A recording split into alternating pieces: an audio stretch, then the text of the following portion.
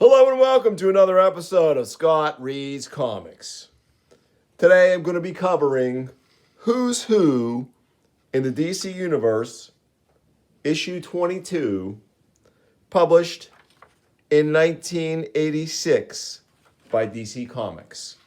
We have our first appearance in the series of John Byrne as a cover artist on this excellent wraparound cover, fittingly featuring Superman, the Man of Steel, both the Earth 1 and Earth 2 variants, and Supergirl as well, along with some other cool characters who are going to be appearing in this issue.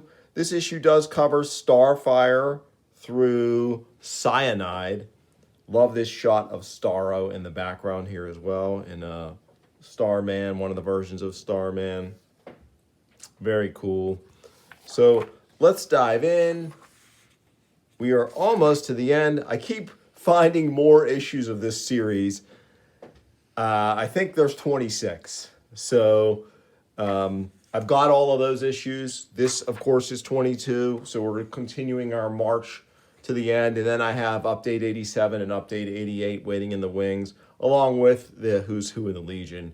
But that's kind of a different kettle of fish in terms of how the layout is handled on that. So I'm not sure if I'm going to cover that. I thought I would, but we'll see how it goes. Anyway, Robert Greenberger is our editor. Len Wein is a contributing editor. And we have a host of other contributors who I've mentioned before on the show. All those names are pretty much the same. There is a very interesting letter here to the editor from Louis Call of Las Cruces, New Mexico.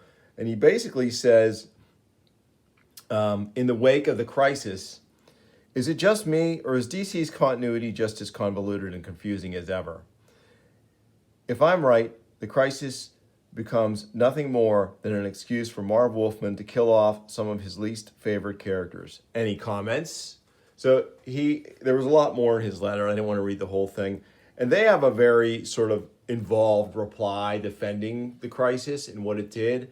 I kind of agree with Louis Call here. I think the crisis, while being a great story, a great 12-issue story featuring some awesome characterization from Wolfman and some fantastic George Perez artwork, I don't really think it solved any of DC's problems. It created a lot of other problems, including, as I think I've mentioned in previous shows, the destruction of the continuity around Wonder Girl and basically invalidating stories like Who is Donna Troy from Titans 38.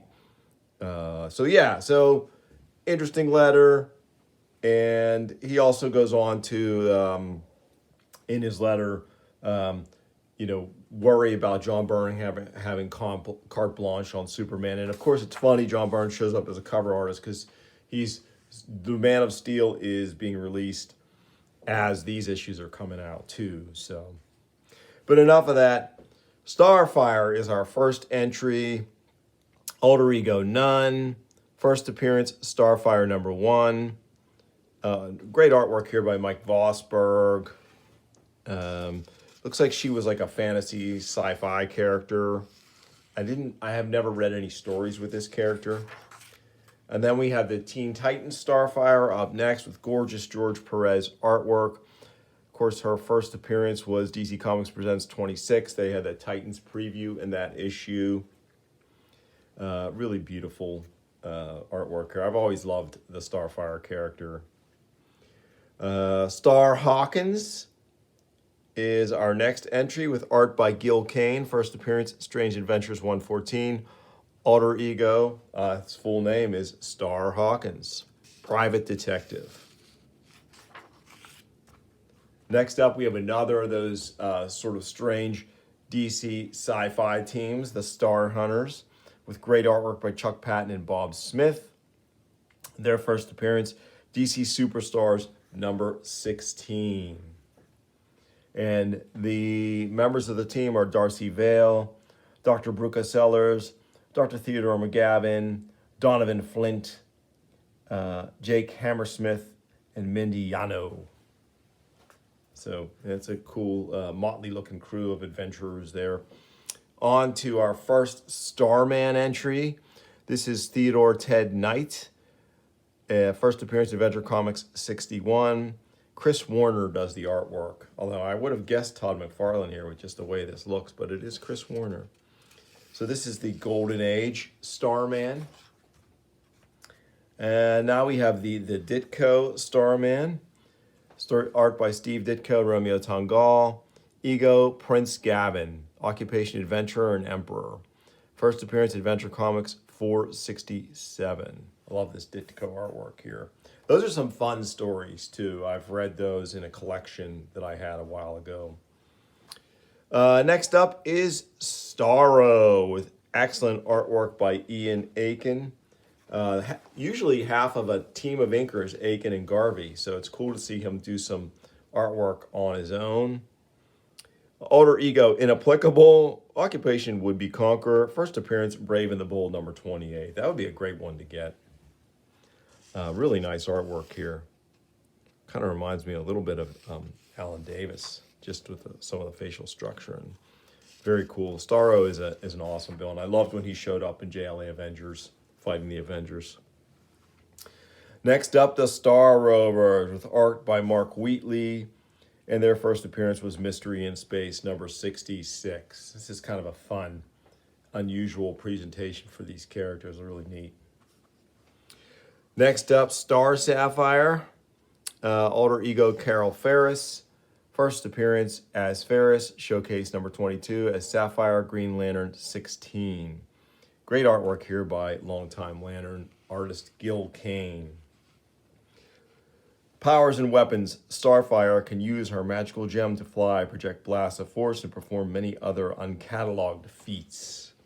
And no entry typifies the sort of laissez-faire description of character abilities quite so perfectly as this one does. This is the hallmark of Who's Who, and the major difference, of course, as we've said many times, between Who's Who and the official handbook of the Marvel Universe is just that depth of detail in the power sets.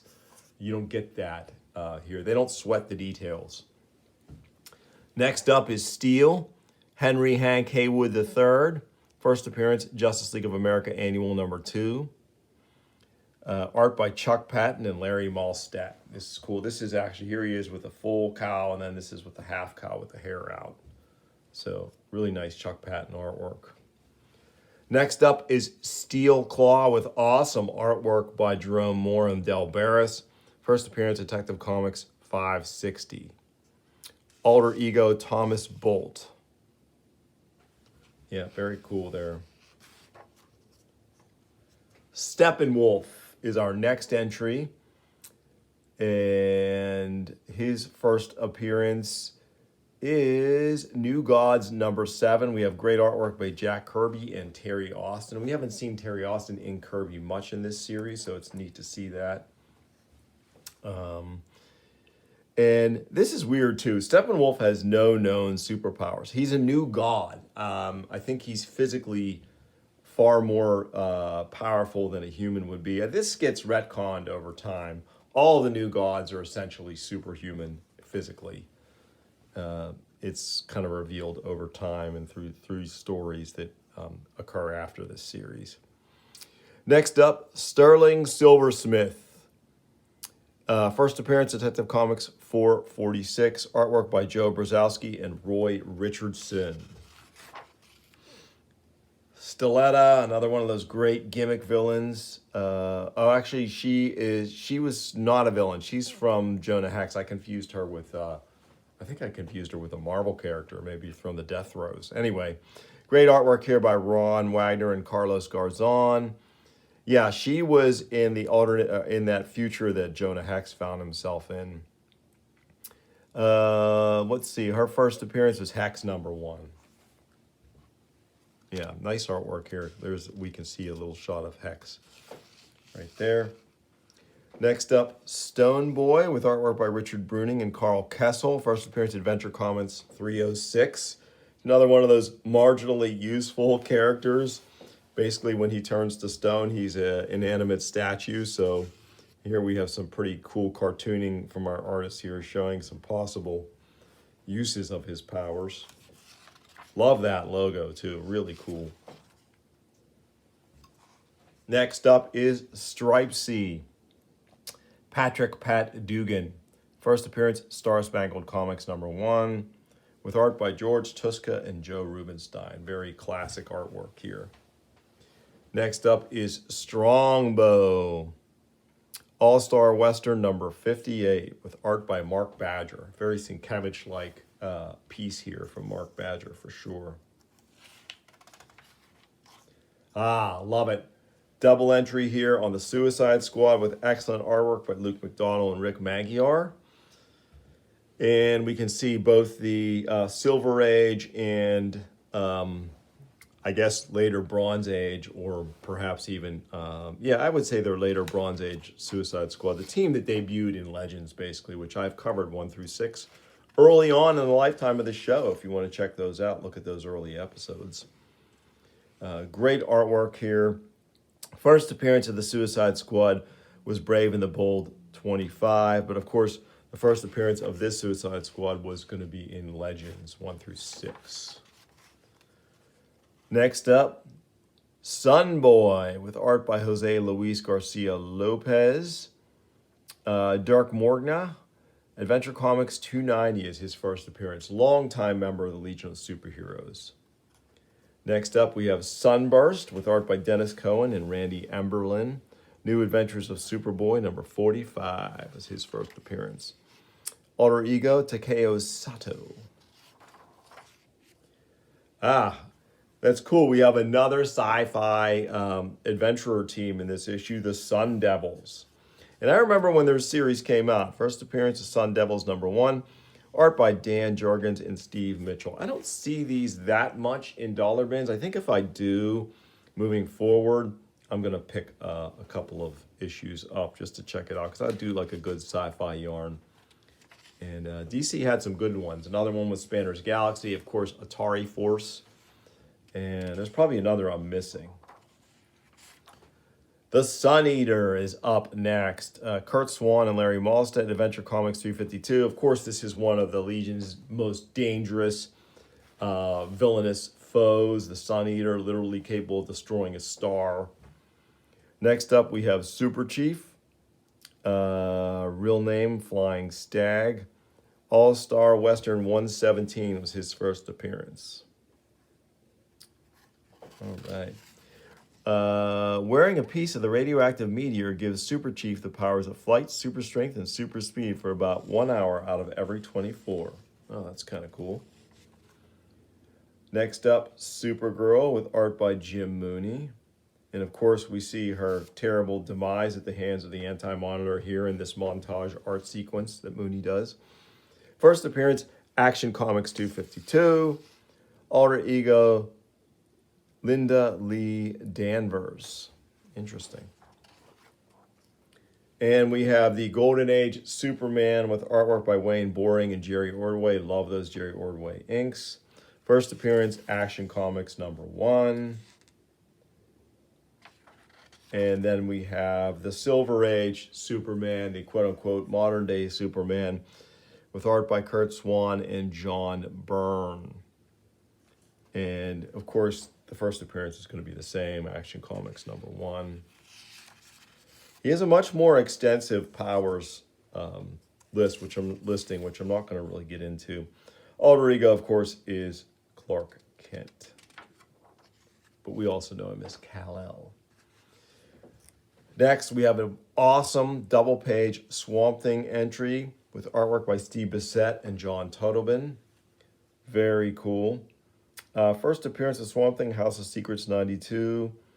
And Swamp Thing 2 is Swamp Thing #1. There have been several versions of Swamp Thing. This is, of course, the Alan Moore version that we grew to love and marvel at. Finally, we have Cyanide, an Outsiders villain. Great artwork here from Trevor Von Eden, sometime Outsiders fill-in artist. Batman and the Outsiders and Outsiders. Alter Ego of both versions of Cyanide, unknown. First appearance, Black Lightning #6 and Batman and the Outsiders #20 for the second version of Cyanide. Looks like she was a sometime ally of Tobias Whale as well, as we can see in this artwork. And we have our inside back cover, which has the recent appearances of some of the characters covered in this volume. And that's it. We get another look at our burn cover, of course. And so, yeah, we're marching on here.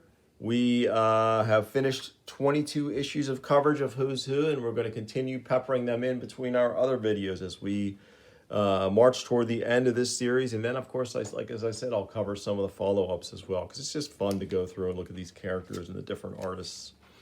And I hope you're enjoying it. And if you did, please like and subscribe. Tell your friends. I'll bring you more soon on Scott Reads Comics. Thanks for watching.